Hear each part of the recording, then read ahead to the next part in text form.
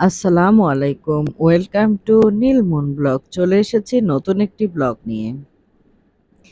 নিহালের পরীক্ষা চলছে বলে অনেক দিন ব্লগ শেয়ার করা হয় না। খুব ব্যস্ত সময় কাটছে আমার।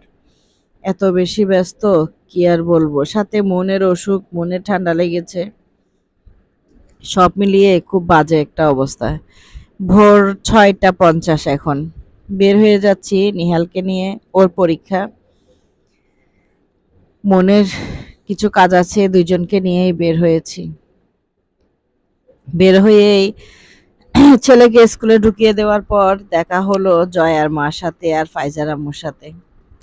ওরা দেখছি বাজার করছে, আমি ওদের সাথে ঘুরতে বের হলাম। ওদের সাথে হাঁটছিলাম, ওরা কেনাকাটা করছিল, ওরা ঝিঙ্গে নিচ্ছিল। এরপরে হঠাৎ করে ওদেরকে হারিয়ে ফেললাম, কোথায় যেন চলে গেল। তারপরে উপরে উঠে কিছুক্ষণ বসেছিলাম, বাজারটা দেখছিলাম। ব্যস্ত এই শহরে, ব্যস্ত মানুষ, কত ব্যস্ততা, কারো যেন একটুকু অবসর নেই। বেঁচে থাকার তাগিদে ছুটে চলছে মানুষ, নিরন্তর নেই ছুটে চলা, কারো একটু অবসর নেই। হঠাৎ করে চোখে পড়লো আবার ফাইজার মা জয়ার মাকে। ওরা দুজন মনের সুখে বাজার করছে, ওদেরকে দেখছিলাম। ওদেরকে দেখে নামার নামতে ইচ্ছে হলো না, কেন জানি না। ভীষণ ক্লান্ত লাগছিল। এই কদিনের ছুটাছুটিতে আমি বড্ড ক্লান্ত হয়ে গেছি। ইচ্ছে করছিল না আমার নিচে নেমে এদের সাথে কথা বলতে।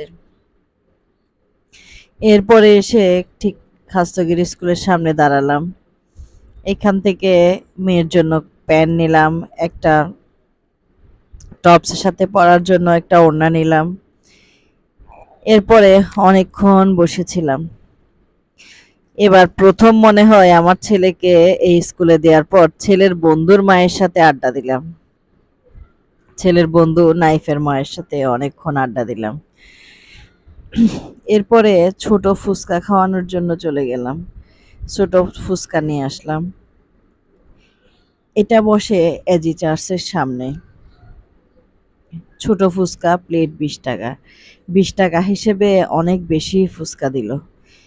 বুঝলাম না কি 20 টাকার এতগুলা ফুচকা আসলে দেয় নাকি আমি ক্লিপ নিচ্ছি বলে একটু বাড়িয়ে দিয়েছে। আজকাল তো ব্লগার বেশি, তাই হয়তো উনি একটু বাড়িয়ে দিয়েছে, জানি না। ফুচকা বানানোটা আমার বেশ ভালো লেগেছে, বেশ পরিচ্ছন্ন লেগেছে। জীবনটা আসলে ফুচকার মতো মনে হয়। কেউ চায় একটু ঝাল, কেউ চায় একটু টক বেশি, কেউ চায় একটু বিট লবণ বেশি। জীবনটা অনেকটা ফুচকার মতোই মনে হয়। এভাবে ঘুরতে ঘুরতে 1 ঘন্টা সময়টা কখন যে চলে গেল টেরই পাইনি। তারপরে আবার গিয়ে স্কুলে বসলাম। ছেলে বের হলে ছেলেকে নিয়ে বাসায় আসবো, বাসায় অনেক কাজ। রান্নাবান্না কিছুই করা হয়নি, বাসায় সব এলোমেলো কাজ, কিভাবে কি গোছাবো মাথার ভিতর শুধু ঘুরপাক খাচ্ছিল। কেন জানি না আমার আজকাল বড্ড বিরক্ত লাগছে সবকিছুতে। এ হচ্ছে আমার ছেলের সাথেই পড়ে, ছেলেটাকে আমার খুব মায়া লাগে।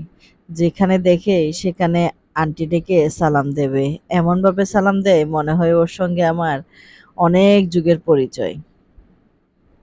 ওর ক্লিপ নিচ্ছি দেখে ও পুরা স্ট্যাচু হয়ে গেছে। এই ছিল আমার আজকের ব্লগ। সবাই ভালো থাকবেন, আমার নিহাল মনের জন্য দোয়া করবেন।